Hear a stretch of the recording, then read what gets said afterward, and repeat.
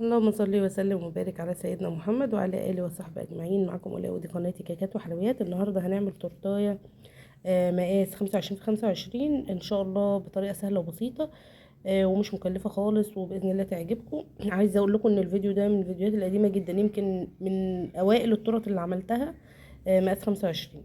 هقول لكم بقى عملت ايه. هنسمي الله كده طبعا، ومعانا 3 بيضات.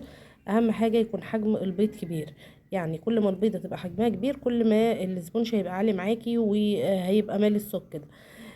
3 بيضات ومعاهم معلقه من المحسن، وزن المعلقه 25 جرام، بس ما تكونش معلقه هرميه يعني، سواء محسن بقى بونو او كواليتي.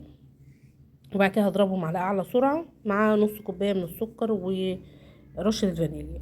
اول ما القوام بيرتفع معايا كده ببتدي انزل بكوبايه الا ربع من الميه، يعني وزن الكوبايه 150 جرام.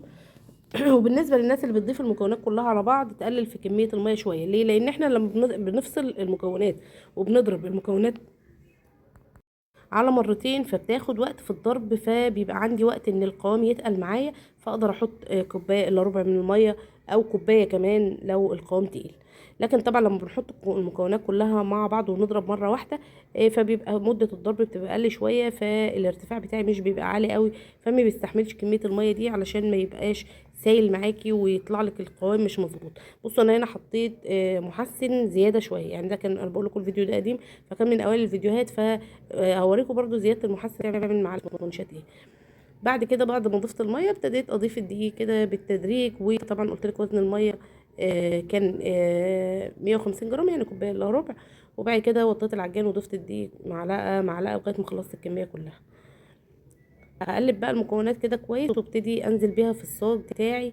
وطبعا الصاج ببقى مبطناه كده، حاطه له ورق خبز او ورق عوش او ورق زبده او اي ورق يسهل عليكي لما تيجي تقلبي الصاج يطلع معاكي بكل سهوله. وبقى اشغل الفرن بتاعتي على درجه حراره 200 لو فرن كهرباء، ولو فرن غاز هشغل بقى من تحت بس طبعا احط في الرف انه في النص. ولو فرن اللي هي بتاعت الخبيز العاديه اللي ما بيبقاش فيها ارفف زي اللي عندي دي كده، هشغل هحط صاج بس كده اقلبه، ويبقى هو ده اللي يعلي معايا السبونش شويه، الصاج بتاع السبونش شويه علشان ما يبقاش درجه الحراره عاليه قوي فتحسي ان الصاج خد لون من تحت. طبعا انا عملت صاج فانيليا وبعد كده رجعت عملت صاج شوكولاته، وابتدي اضرب الكريم.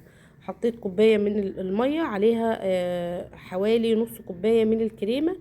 لو هحط كوبايه من الكريمه يبقى هضاعف الميه قدها مرتين. وحطيت حوالي نص كوبايه من السكر، وضربت طبعا السكر مع الميه كويس جدا، وحطيت معلقتين من الباستري مع الميه والسكر. وبعد كده نزلت بكوبايه بالكريم شانتيه، يعني بحط الميه الاول مع السكر مع الباستري بضربهم كويس ولغايه ما السكر حبيبات ينعم خالص. وبعد كده بنزل بنص كوبايه من الكريم شانتيه. عملت كميه من الكريم ابيض، وبعد كده قسمتهم نصين وحطيت على النص معلقتين من الكاكاو. بصوا بقى الناحيه الصاج اللي انا عملته من الفانيليا كان المحسن بتاعه مظبوط، لكن الصاج اللي عملته بالشوكولاته تحسوا كان المحسن ازيد شويه فعمل لي زي فراغات كده. بصوا يعني المحسن لما بيزيد مش بيظبط السبونش قوي.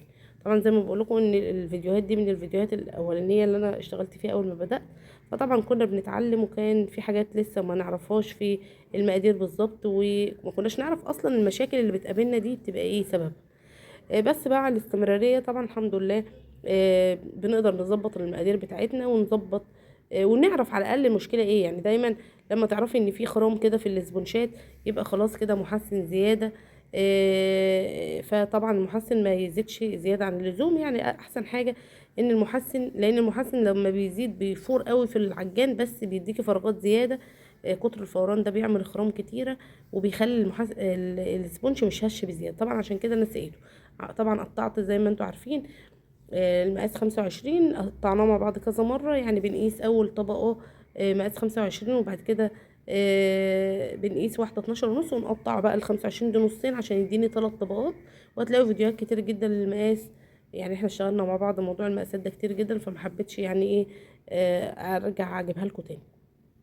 جلست كده التورته طبعا زي ما انتم شايفين، وابتديت الم الفراشة بتاعه الكيك من الجناب، وهبتدي ازود بقى الكريمه شويه. وبعد كده هبتدي اخد بقى كده بالسكراب من اليمين والشمال. عايزه اقول لكم يعتبر التورتيه دي كان يعتبر تالت تورته او الرابعه اول ما بدات على طول. يعني بص كنت لسه بتعلم فيها كل حاجه. بص خدت كده باخد من بره لجوه وببتدي اسحب كده زي ما انتم شايفين. بص عشان اظبط الكريمه. وعلى فكره كان دايما بتقابلني مشكله في البدايه ان انا عندي التورتايه دايما يبقى فيها ورب، يعني دايما بتبقى في حته اعلى من حته.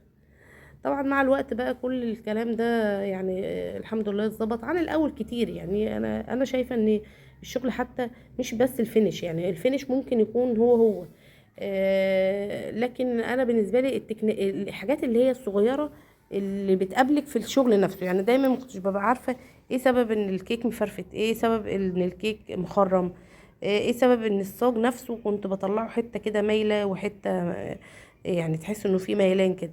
وكمان ايه السبب ان الصاج ممكن ابقى عاملاه نص فانيليا ونص شوكولاته، وبعد كده ارجع الاقي النص مثلا الشوكولاته يعني هابط شويه عن الفانيليا مع انه بيبقى صاج واحد.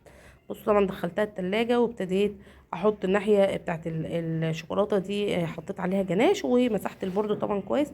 وبعد كده جيت في النص وعملت فاصل كده بالكريمه. وبعد كده بصوا جبت كريمه بقى خففتها، يعني دي كده اللي في الكيس دي كريمه متخففه. بصوا هلون بقى واحده كده واسيب واحده، او هزود يعني كريمه في واحده واسيب واحده من الفراغات دي. بصوا جبت بقى التفاح وقطعته شرايح وابتديت ارص كده.